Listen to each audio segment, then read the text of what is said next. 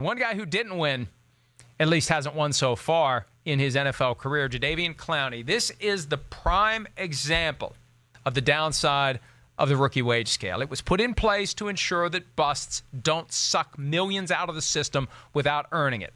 So the guys who do earn it don't get paid what they would have gotten paid. Jadeveon Clowney, if he'd have been the first overall pick 4 years earlier than he was in 2014, he would have gotten so much more money than he received. But he still hasn't gotten a second contract. And you've got the Texans playing games with him. And not that there's they have every right to do it. They are allowed to squat on him for the 5 years of his rookie contract. They're allowed under the CBA to franchise tag him once or twice or even 3 times if they want to. And then he becomes a free agent at some point down the road when his value is far less than what it would have been. They're allowed to do that.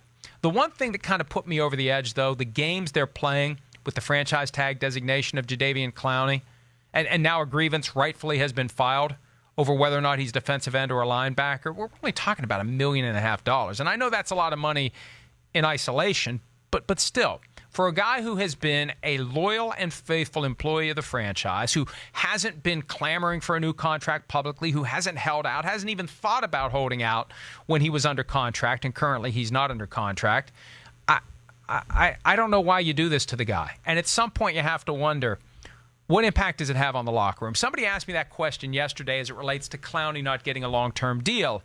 And my reaction was, well, you know, in the eyes of the locker room, I think it's worse to have an undrafted guy like A.J. Bouye that puts in 4 years, does all the right things, and has to go somewhere else to get paid like he had to go to Jacksonville to get paid. With Clowney, the other guys in the locker room say, hey, he was the first overall pick in the draft. He's made a hell of a lot more money than us. And I don't think that there is as sensitive to the niceties of how it used to be when a guy would really get big money to be the first overall pick.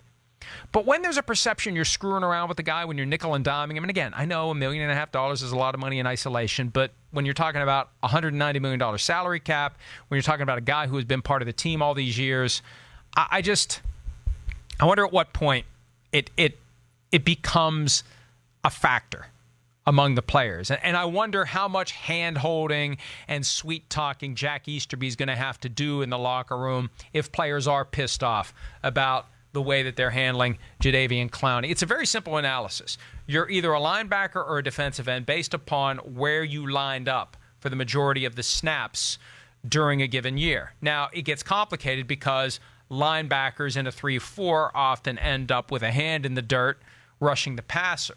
But, you know, we saw this with Jimmy Graham several years ago. Graham lost that argument of whether he was a receiver versus a tight end. We're going to see it again now with Jadeveon Clowney. We shouldn't have to. The Texans should just do the right thing and pay this guy as a defensive end and move forward. Or better yet, give him a long-term contract, the long-term contract that he earned. Hi, I'm Mike Tirico, and thanks for watching. Make sure to hit subscribe for the latest news and highlights from NBC Sports.